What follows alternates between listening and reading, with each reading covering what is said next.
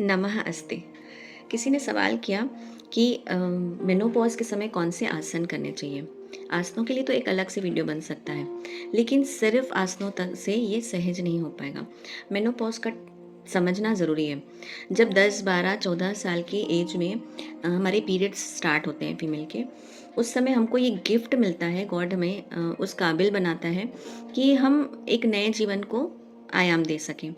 और कुछ समय के बाद जैसे हमारी उम्र बढ़ती है, किसी की 40, 45, किसी की 50 इयर्स में मेनोपॉज़ का जो टाइम होता है, प्री मेनोपॉज़ और मेनोपॉज़, फिर पोस्ट मेनोपॉज़ का टाइम।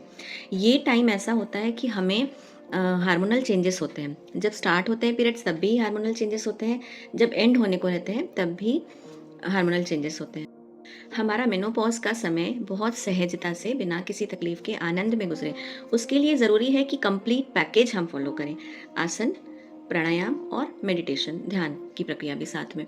क्योंकि ये सिर्फ फिज़िकल लेवल पे हमारे चेंजेस नहीं होते, हमारा मूड स्विंग भी होता है, हमारा स्पिरिचुअल भी हम डाउट में होने लगते हैं।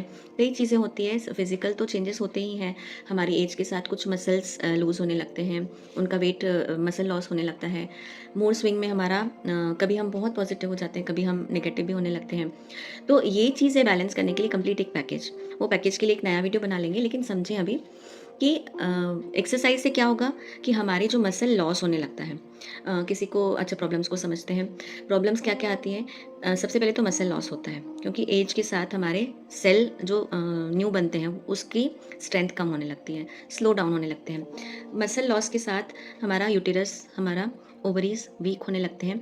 अब यूटेरस जब वीक होता है तो उसके मसल्स लूज़ होने से कई बार लीकेज होने लगता है, यूरिन लीक होता है। किसी को बहुत ज़्यादा ओवरफ्लो होता है पीरियड्स में, किसी को पीरियड्स डिले होने लगते हैं, गैप ज़्यादा होने लगती है। तो कई सारी चीज़ें ऐसी आती है उस अच्छा, इस समय ये भी होते हैं चेंजेस कि जॉइंट्स पेन स्टार्ट होते हैं, किसी को स्पाइक होगा, डायबिटीज़ का स्पाइक होने लगता है, कई सारी इम्बैलेंस होने लगती है बॉडी में। तो इस समय हम हेल्दी लाइफ़स्टाइल भी अपनाएँ। जैसे फूड में ज़रूरी है कि हम ज़्यादा तला भुना नहीं खाएँ, रूटीन हम हमारा मेंटेन करें। सैलेड्स, ग्रीन वेजिटेबल्स ये ज़्यादा अपने मील में रखें, और हेल्दी लाइफ़स्टाइल में वर्कआउट भी बहुत ज़रूरी है। आप अपने इंटरेस्ट से वर्कआउट कीजिए, लेकिन खुद को 1 घंटा ज़रूर दें।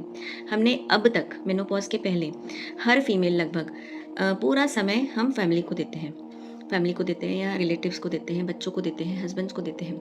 लेकिन अब टाइम है, हमारी बॉडी माँग रही है, हमारा समय माँग रही है, कम से कम 1 घंटा हम ज़रूर दें खुद को।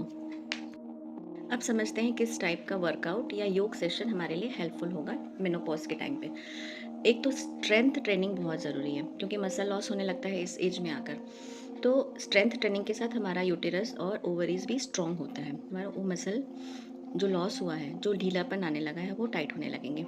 तो हिप ओपनिंग की सारी एक्सरसाइज, सारे आसन, स्ट्रेंथ ट्रेनिंग और ट्विस्टिंग, ये बहुत ज़रूरी है। ट्विस्टिंग से ये होगा कि हमारे बोन स्ट्रॉन्ग होंगे, लचीले होंगे। स्ट्रेंथ ट्रेनिंग की मसल लॉस जो हुआ है वो वापस गेन होने लगेगा। और इसके साथ साथ प्राणायाम, क्योंकि हमारे प्राण बढ़ेंगे, प्राण वायु बढ़ेगी तो हमारे पाँचों लेवल के जो प्राण होते हैं, वायु होती है, वो बैलेंस होने लगेगी। और मेडिटेशन का सेशन हमें इंटरनली स्ट्रेंथ देगा, शक्ति प्रदान करेगा मेंटली। कनेक्टेड वीडियो भी डाल रही हूँ, आसन का पूरा सेशन जो पीसीओडी और मेनोपॉज में हेल्पफुल रहेगा। नमस्ते।